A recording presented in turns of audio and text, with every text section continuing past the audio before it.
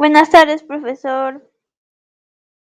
Buenas noches, chicos. Vamos a esperar unos minutos para poder iniciar la clase mientras sus demás Profesora, compañeros buenas se noches. conectan, ¿sí? Buenas noches. Buenas noches, chicos. Buenas noches con todos.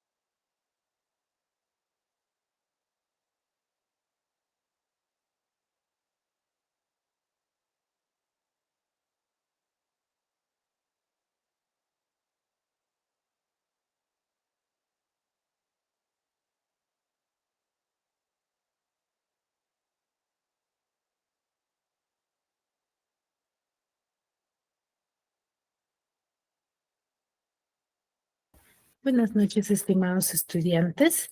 ¿Me confirman el audio, por favor? Buenas noches, profesora. Buenas noches. Se me escucha bien, ¿verdad? Sí, Miss, buenas noches. Profesora. Buenas noches con todos. Vamos a dar inicio a la sesión del día de hoy. Sí, para ello vamos recordando lo que... Buenas noches, Miss, ¿cómo está? Buenas noches, chicos. Buenas noches. Como les decía, vamos a ir iniciando con la sesión del día de hoy. Para ello vamos recordando lo que hemos trabajado ya las clases pasadas. A ver, ¿quién me podría manifestar? ¿De qué tema hemos desarrollado? Como un breve resumen, ¿no?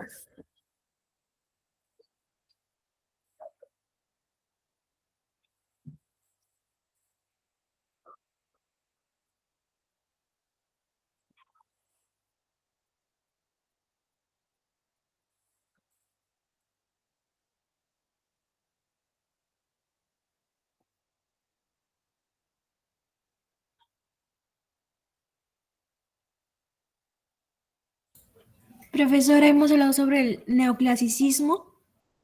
Muy bien, hemos hablado sobre el neoclasicismo. ¿Qué hemos dicho al respecto? Sobre su teatro, prosa, literatura. Ujú. De vuelta a lo clásico griego, Miss, de la época que se caracteriza por el teatro, el poema. y la literatura. Ujú. A ver, hemos hablado de dos corrientes muy importantes, ¿no? Que es el Renacimiento y el Neoclasicismo. El neo, el Renacimiento. ¿Cuál es la característica primordial dentro del Renacimiento?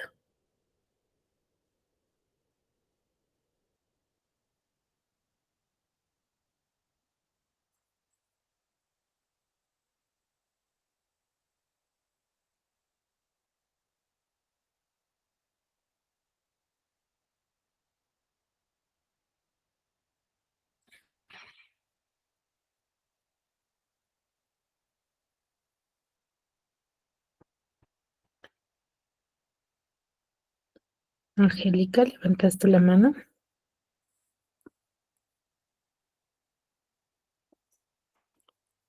¿Cuál es la pregunta, profesora? Disculpe.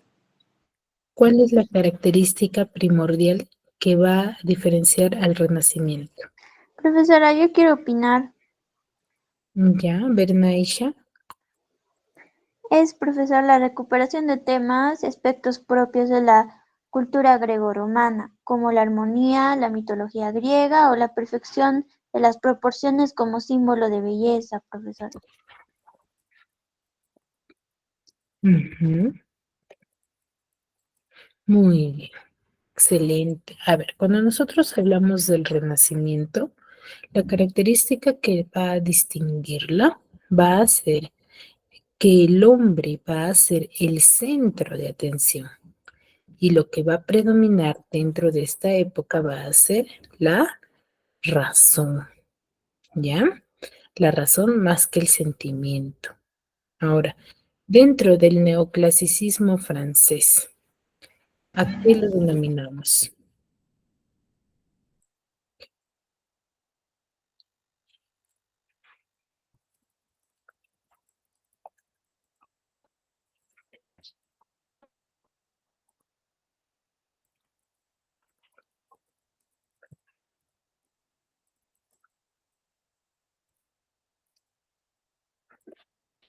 Profesora, disculpe, la pregunta cuál es como mi línea está un poco lenta. Les decía, ¿a qué nos enfocamos o a qué llamamos neoclasicismo? ¿Qué características posee?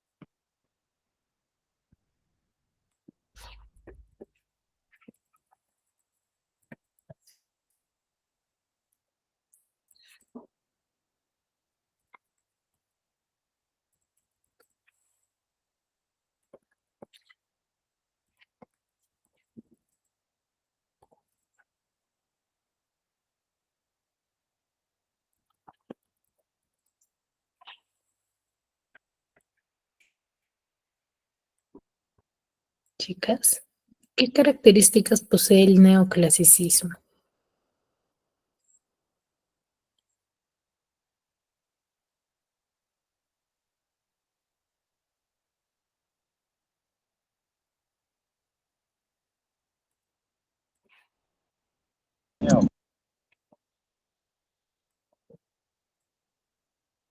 ¿Cómo yo diferencio una obra del romanticismo y el neoclasicismo?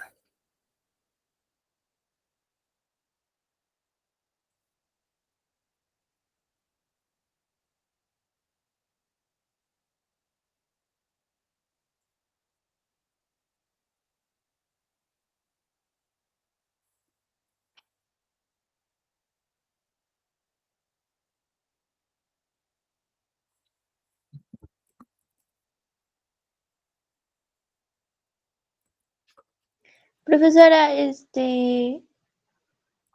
¿puedo opinar? Sí, te escucho. El neoclasicismo se representa por sus postulados que son la pureza, exactitud, la luminosidad, la exactitud, equilibrio y fidelidad. Mm, a ver, contextualízame esa definición.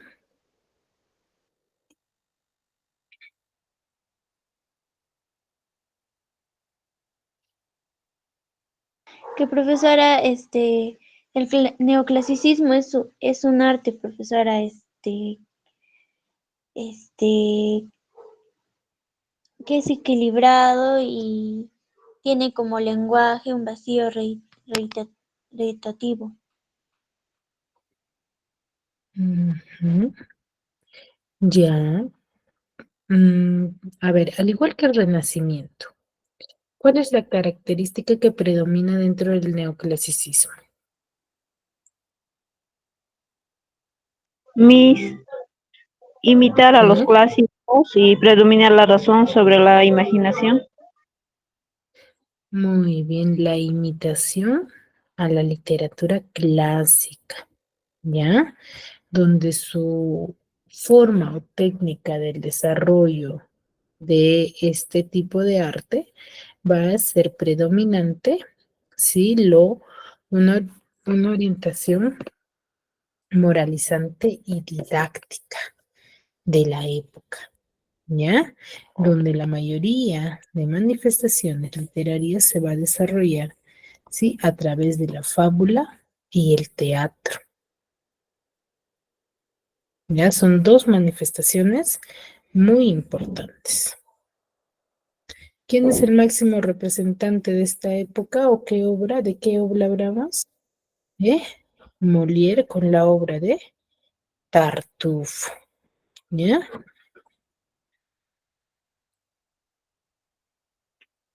¿Sí? Y luego hemos hablado lo que son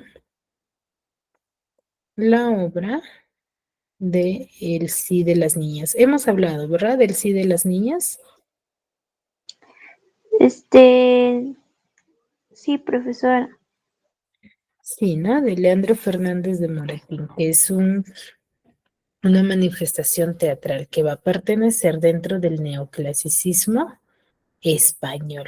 Ya hay dos, se podría decir dos manifestaciones, ¿no?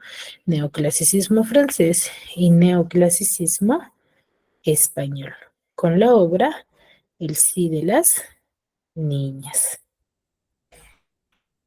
¿Ya? ¿Me dejo entender?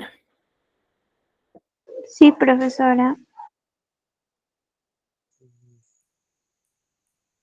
Muy, profesora. muy bien. Entonces, estas corrientes lo que va a predominar va a ser la razón sobre el sentimiento. La razón va a ser primordial, fundamental dentro de ambas corrientes literarias. ¿Ya? Ahora, ¿dónde vamos a centrarnos en hablar sobre el romanticismo? Pero un romanticismo europeo. Si hemos tenido al Renacimiento y al Neoclasicismo donde se va a centrar, no es de que no haya pensamientos subjetivistas, sino que no se va a manifestar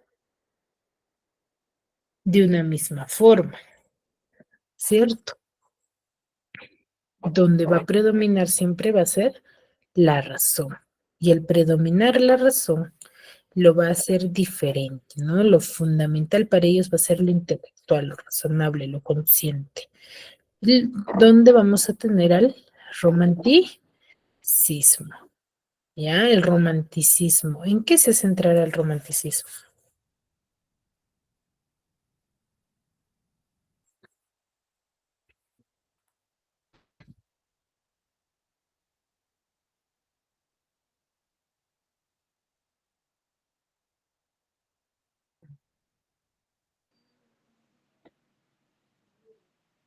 Profesora, ¿puedo opinar?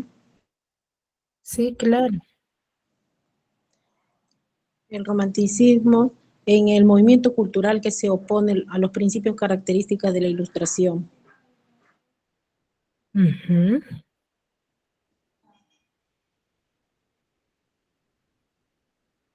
¿Qué más? Y que es resultado de la profunda crisis social e ideológica en las primeras décadas del siglo XXI. Claro. ¿En cómo un chico le mostraba su amor a una chica? Ujú. A ver, cuando nosotros hablamos del romanticismo, nos vamos a localizar, ¿no? Primero, debemos de manifestar que va a surgir a la primera mitad del siglo XIX. Recuerden, estamos hablando de un romanticismo europeo, ¿ya? Donde ha tenido que transcurrir, ¿no? La Edad Media, Renacimiento, Barroco, ha venido el neoclasicismo para luego hablar sobre el romanticismo, ¿ya? ¿Dónde se origina? Se origina en la Alemania a finales del siglo XVIII y casi paralelamente, ¿sí? Durante la primera revolución industrial en Inglaterra, junto a la Revolución Francesa o Revolución Francesa. Entonces, ambas manifestaciones van a ser simbólicas y significativas. ¿Por qué? Porque van a marcar la época, ¿ya?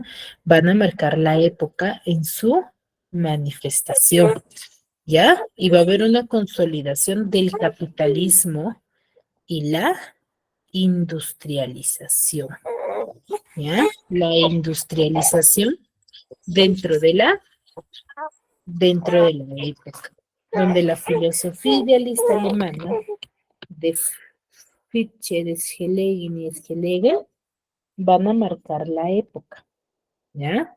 Va a ser significativa. Aquí se va, o durante esta época, va a haber o se va a manifestar la Declaración de la Independencia Americana. Se va a desarrollar ello, que es durante el año de 1776, que hace de los derechos del hombre su centro y va a establecer una república como forma de gobierno y al pueblo, ¿no? Entonces, ¿es significativa? Sí, sí va a ser significativa, porque va a modificar la época, el tiempo, ¿ya?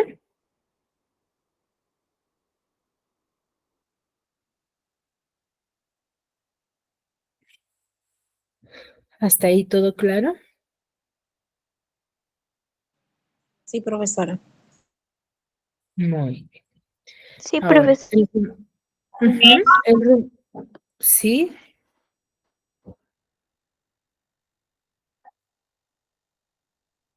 ¿alguien desea participar, me parece?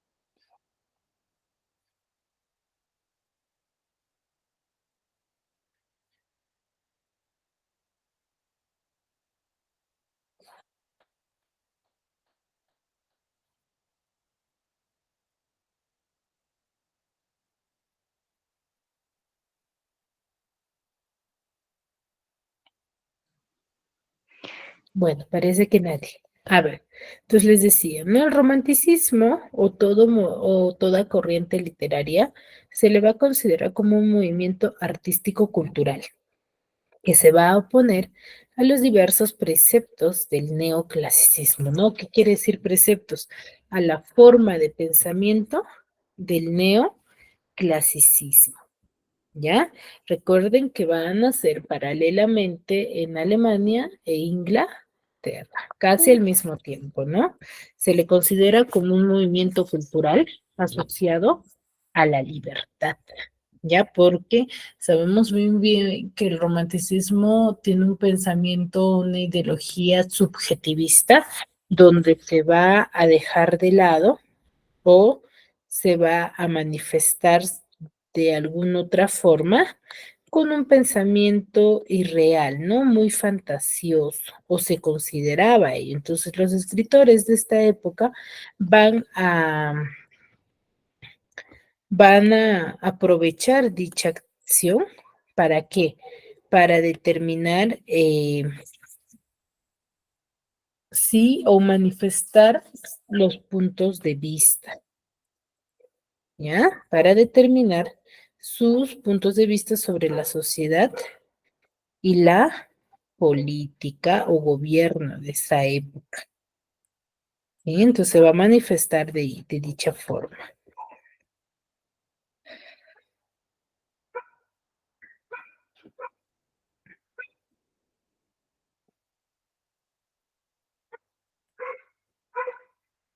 Entonces ellos van a ver cómo forma dicha característica. Ahora, ¿qué características literarias tiene? Va a haber un culto a la libertad. ¿Por qué lo acabo de mencionar? ¿Por qué tenemos un culto hacia la libertad?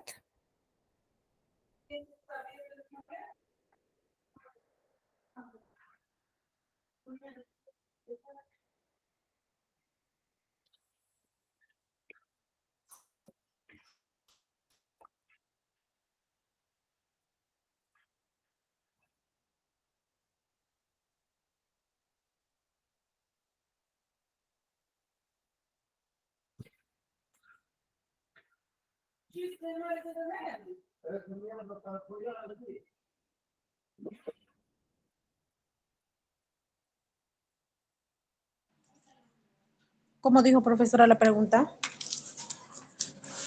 A ver, tenemos una característica literaria que dice culto a la libertad.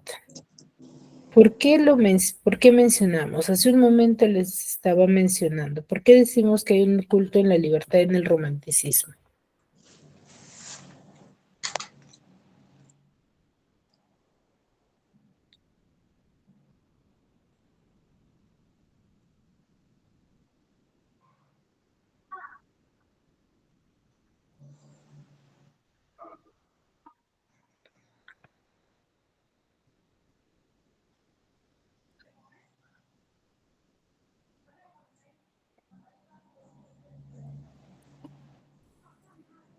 Hace un momento les mencionaba.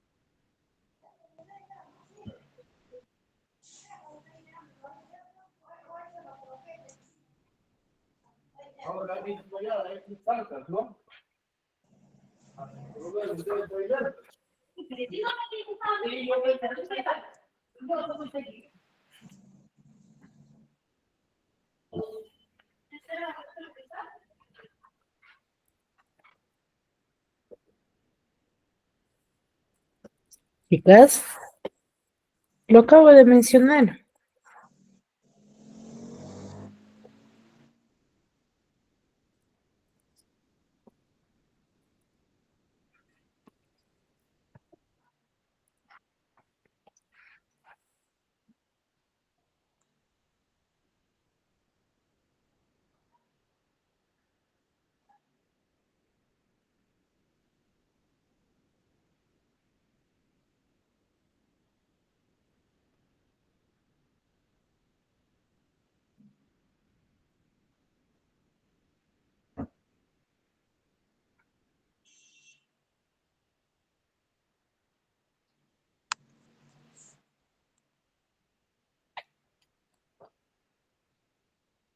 A ver, Roxana Torres.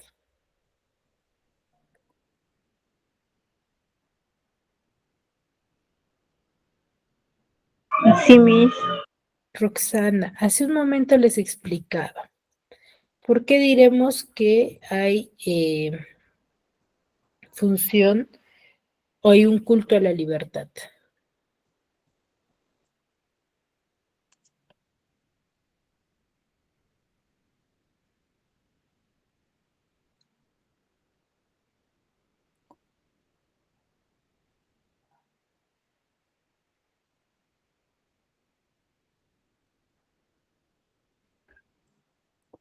Ese momento que estaba explicando, mi se había salido un ratito afuera. No presté atención. Me disculpa, por favor.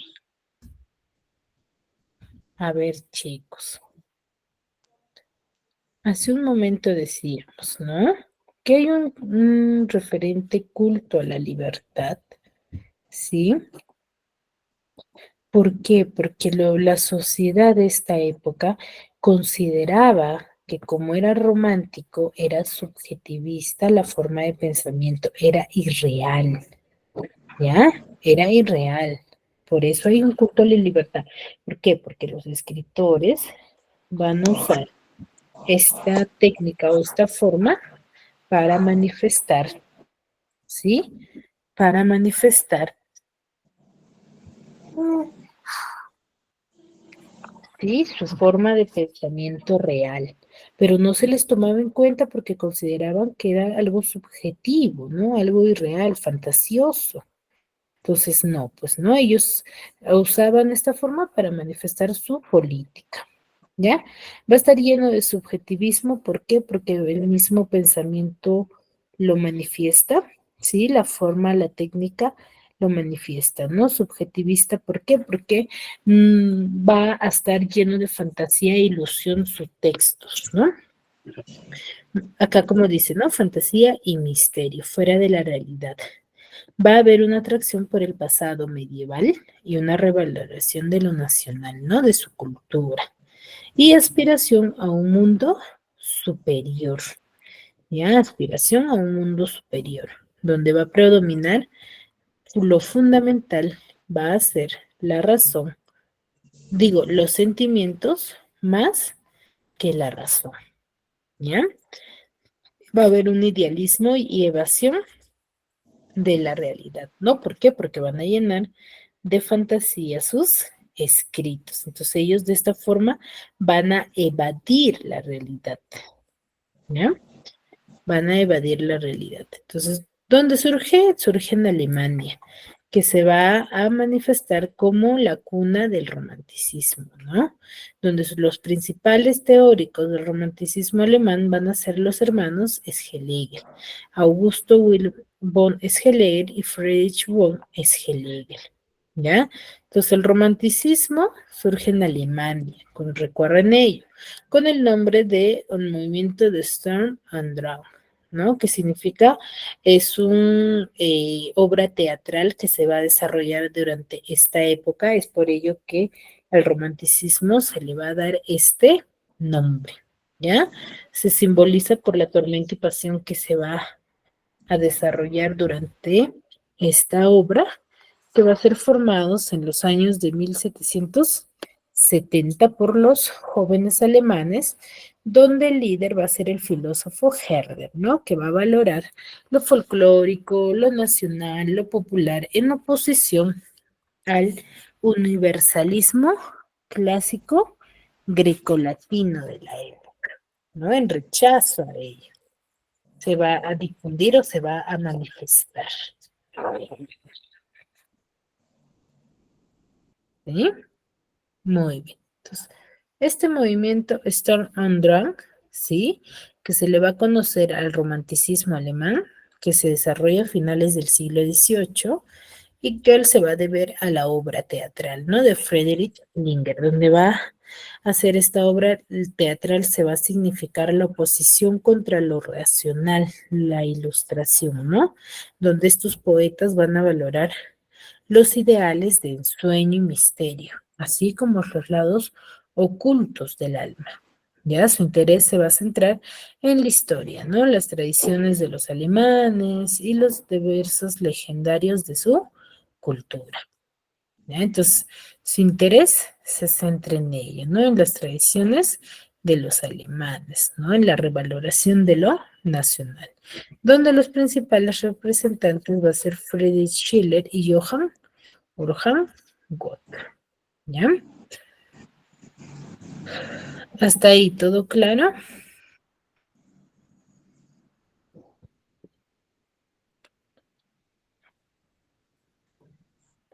Chicos.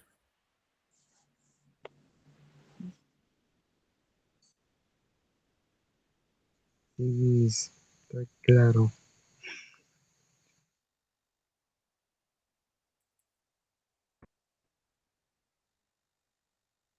Muy bien. ¿Ya? Muy bien. Ahora, ¿quién es el máximo representante del romanticismo europeo? Es Johann Wolfgang Goethe, ¿no?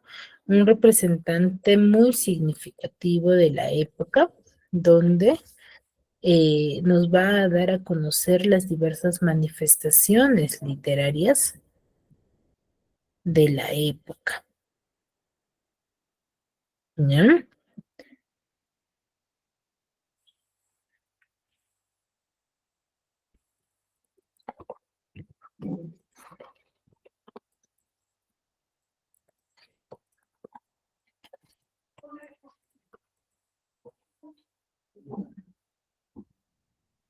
¿Sí?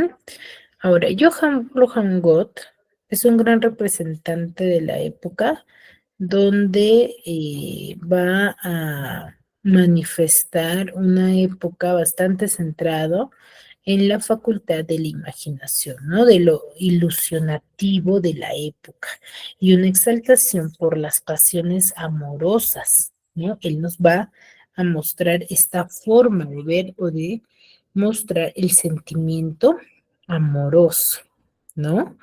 Que va a ocurrir en el año 1774, ¿no? Con la publicación de la novela Las desventuras del joven Werther, o también llamada Las cuitas del joven Werther, que va a ser escrita en forma epistolar por un joven, ¿sí?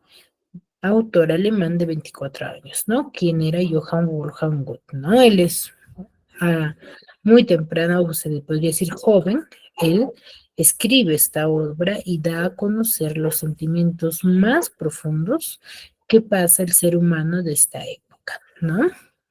Donde esta obra literaria se va a producir una de las más grandes conmociones de la historia de la literatura. ¿Ya? Johann Wolfgang Goethe nace el 28 de agosto del año 1749 en Frankfurt del... Ay,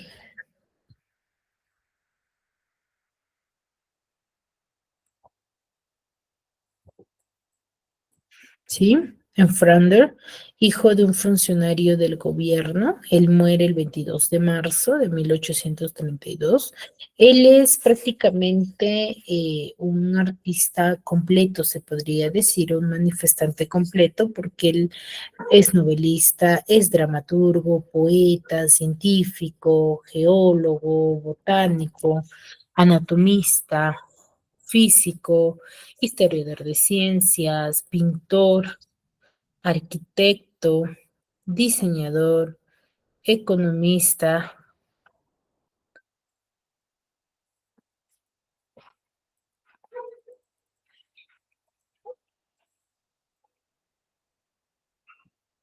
¿sí? Filósofo, teatrista, donde durante 10 años él va a ser un alto funcionario del estado de Weimar, ¿no? Entonces, él es un artista casi completo, es por ello que dentro de sus obras literarias él da a conocer o se manifiesta de forma muy universal, ¿no? Él va a poder difundir o manifestar diversos temas y va a poder mostrar al ser humano tal cual era durante esta época. ¿Ya? Es por ello, ¿no? Él va a influenciar profundamente en el crecimiento del romanticismo literario, ¿ya? El romanticismo literario. Carlota Buch es una de las grandes, se podría decir, personas quienes van a marcar mucho la época, ¿sí? Dentro de Johann Goethe, ¿no?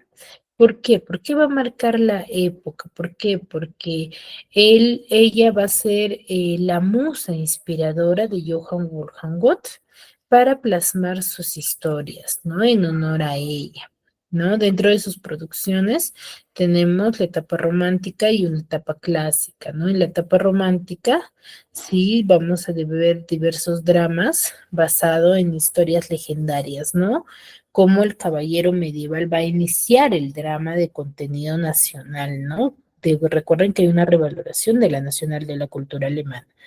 Y otros de las manifestaciones son las cuitas del joven Werther, que es la etapa romántica, Clavijo, que es un drama, ¿no? Las cuitas del joven Werther es una novela. En la etapa clásica vamos a tener a Fausto, la tragedia, Tornato de Tasso, que es un drama, y Elegías romanas, que es poesía. ¿Ya?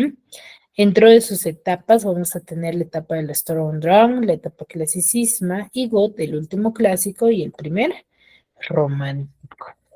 ¿Ya?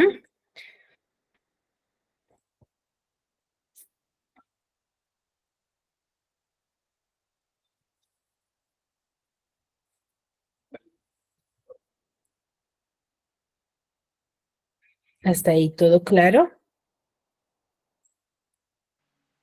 Sí, profesora.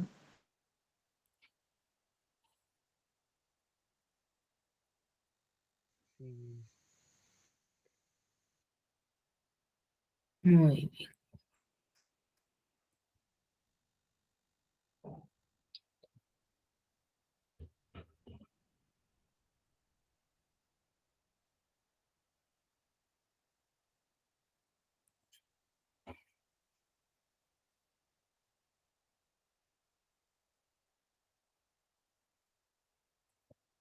Ya, muy bien. Ahora, ¿qué características tiene la obra literaria de Johann Wolfgang Goethe? Uno de ellos es prerromanticismo, ¿no?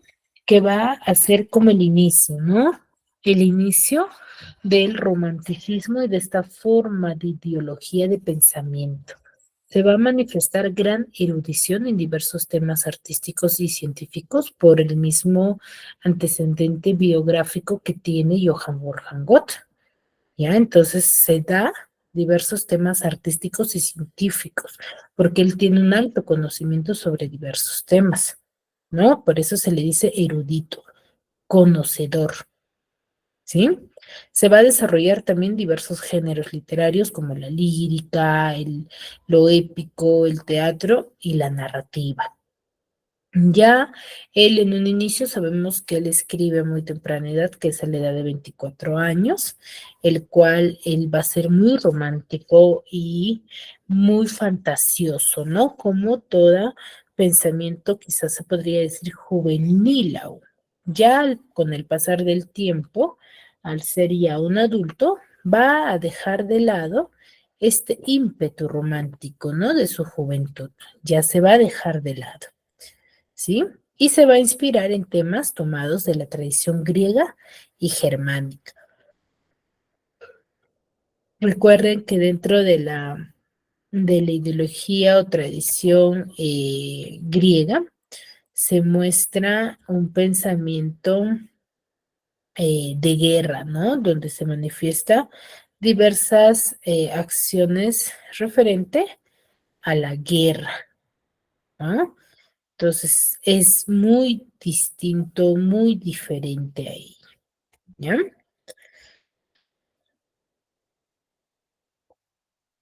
Claro, hasta ahí.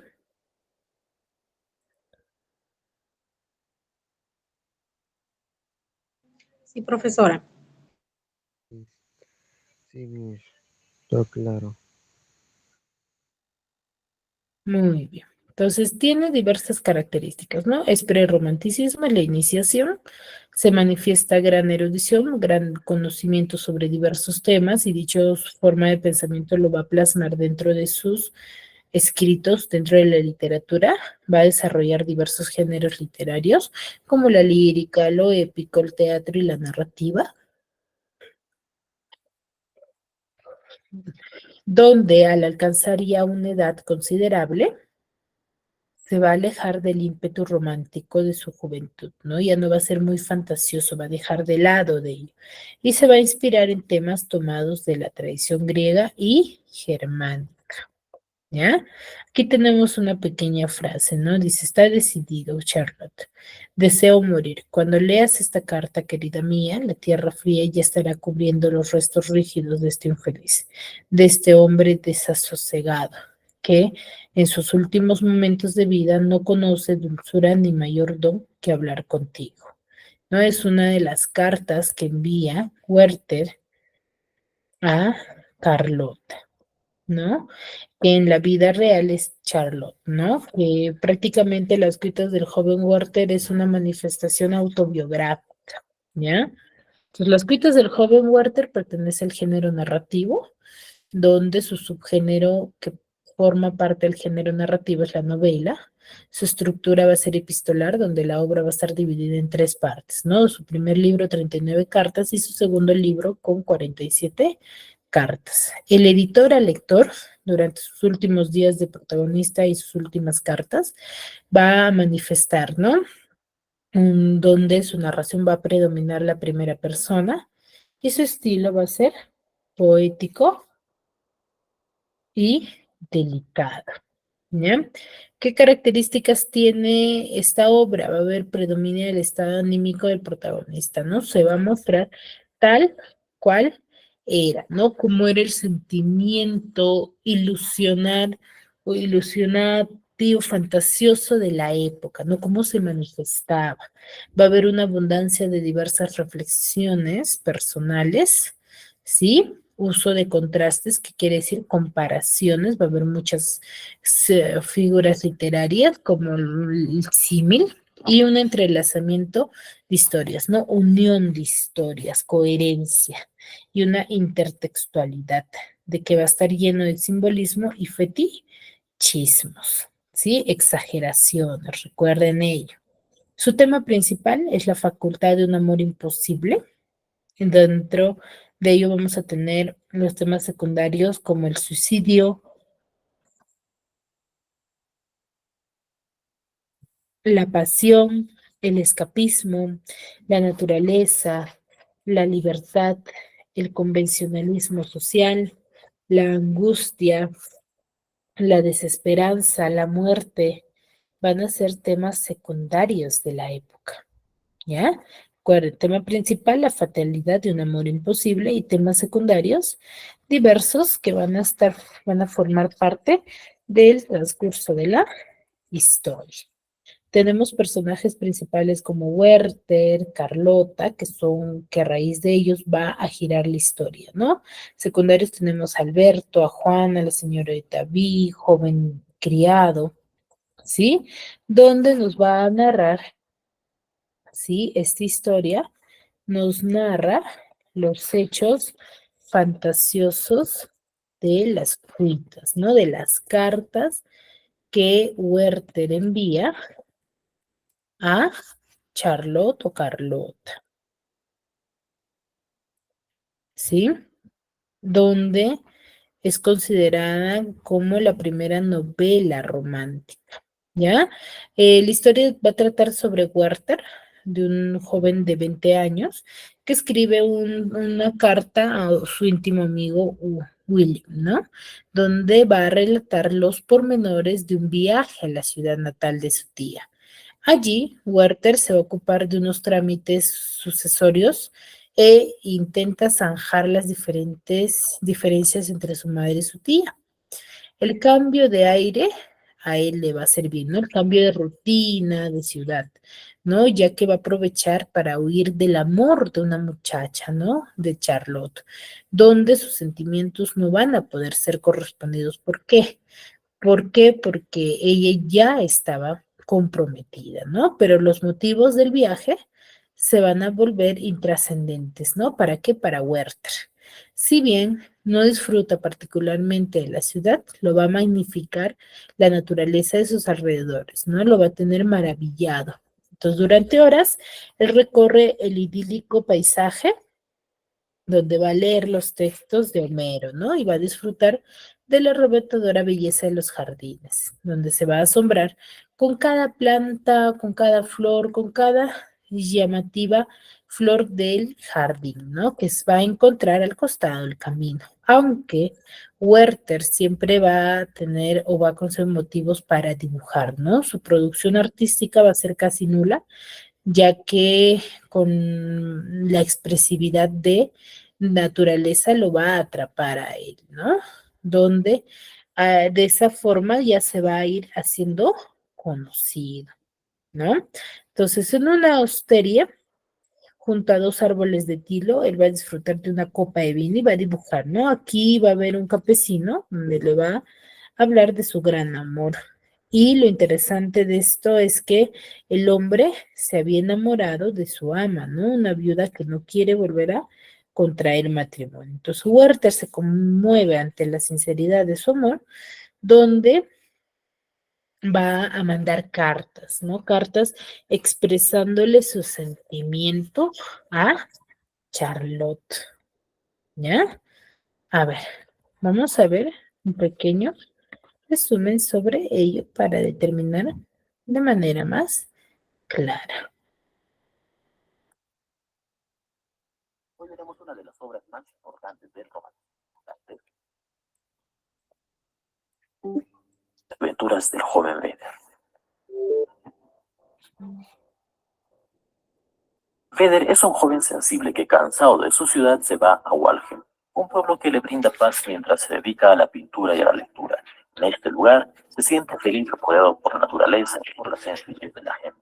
Un día se invita a una fiesta en donde conoce a Lot, una mujer que cuida a sus hermanos menores. Vedder la ve y se enamora perdidamente de ella, pero Lot está comprometida con un joven llamado Albert, quien estaba de viaje.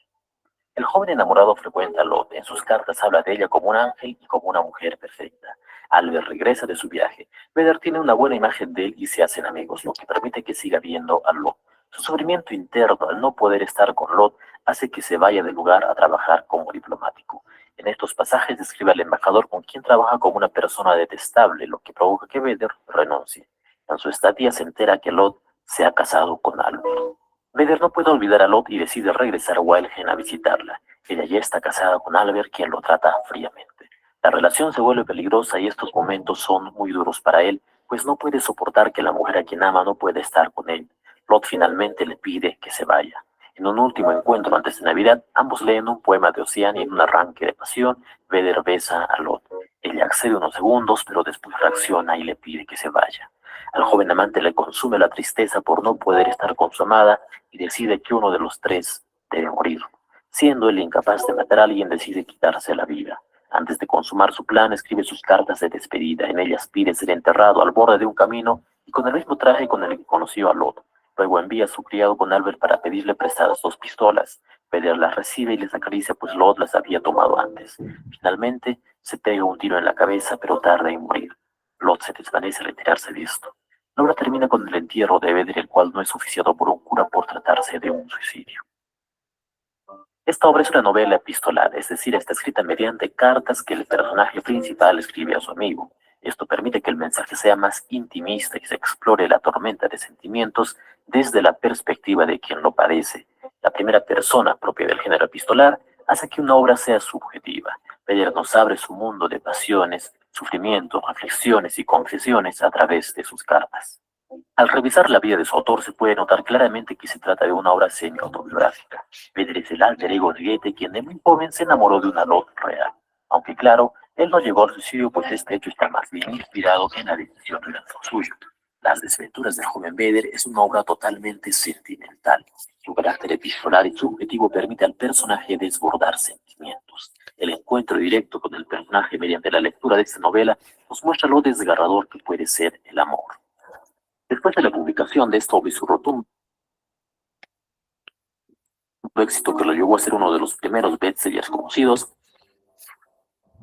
un joven sensible que, cansado de su ciudad, se va a Walheim, un pueblo que le brinda paz mientras se dedica a la pintura y a la lectura. En este lugar se siente feliz, rodeado por la naturaleza y por la sencillez de la gente. Un día se invita a una fiesta en donde conoce a Lot, una una mujer que cuidaba a sus hermanos menores. Vedder la ve y se enamora perdidamente de ella, pero Lot está comprometida con un joven llamado Albert, quien estaba de viaje. El joven enamorado frecuenta a Lot. En sus cartas habla de ella como un ángel y como una mujer perfecta. Albert regresa de su viaje. Vedder tiene una buena imagen de él y se hacen amigos, lo que permite que siga viendo a Lot. Su sufrimiento interno al no poder estar con Lot hace que se vaya del lugar a trabajar como diplomático. En estos pasajes describe al embajador con quien trabaja como una persona detestable, lo que provoca que Vedder renuncie. En su estadía se entera que Lot se ha casado con Albert. Vedder no puede olvidar a Lot y decide regresar a Walgen a visitarla. Ella ya está casada con Albert, quien lo trata fríamente. La relación se vuelve peligrosa y estos momentos son muy duros para él, pues no puede soportar que la mujer a quien ama no puede estar con él. Lot finalmente le pide que se vaya. En un último encuentro antes de Navidad, ambos leen un poema de Ocean y en un arranque de pasión, Vedder besa a Lot. Ella accede unos segundos, pero después reacciona y le pide que se vaya. Al joven amante le consume la tristeza por no poder estar con su amada y decide que uno de los tres debe morir. Siendo él incapaz de matar a alguien, decide quitarse la vida. Antes de consumar su plan, escribe sus cartas de despedida. En ellas pide ser enterrado al borde de un camino y con el mismo traje con el que conoció a Lot. Luego envía a su criado con Albert para pedirle prestadas 2 pistolas. Vedder las recibe y les acaricia, pues Lot las había tomado antes. Finalmente, se pega un tiro en la cabeza, pero tarda en morir. Lot se parece retirarse de esto. La obra termina con el entierro de Vedder, el cual no es oficiado por un cura por tratarse de un suicidio. Esta obra es una novela epistolar, es decir, está escrita mediante cartas que el personaje principal escribe a su amigo. Esto permite que el mensaje sea más intimista y se explore la tormenta de sentimientos desde la perspectiva de quien lo padece. La primera persona propia del género epistolar hace que una obra sea subjetiva. Vedder nos abre su mundo de pasiones, sufrimientos, reflexiones y confesiones a través de sus cartas. Al revisar la vida de su autor se puede notar claramente que se trata de una obra semi-autobiográfica. Vedder es el alter ego de Goethe, quien de muy joven se enamoró de una Lot real. Aunque claro, él no llegó al suicidio, pues este hecho está más bien inspirado en la decisión de un amigo suyo. Las desventuras del joven Vedder es una obra totalmente sentimental.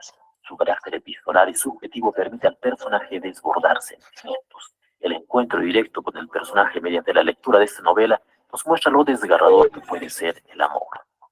Después de la publicación de esta obra y su rotundo éxito que lo llevó a ser uno de los primeros bestsellers conocidos, Alemania padeció lo que se llama el efecto Vedder, que consiste en imitar al personaje de la novela. La gente imita la conducta de sus ídolos, y en esta época el éxito de Vedder fue tal que lo llevó a ser el arquetipo del amante trágico. Cientos de personas se vistieron como el joven amante, y muchos se quitaron la vida después de leer la novela. Goethe ya de adulto renegó de esta obra, pues muchos solo lo conocían por ella. La ola de suicidios fue rechazada rotundamente por el autor, quien más bien huye de esto e incluso escribe la obra para canalizar sus sentimientos. Por supuesto, no podemos hablar de romanticismo sin mencionar este texto, que es sin duda el que mejor representa este movimiento.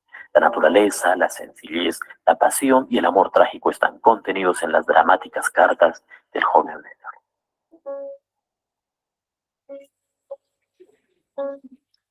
Muy bien, chicos. ¿Qué les pareció la historia?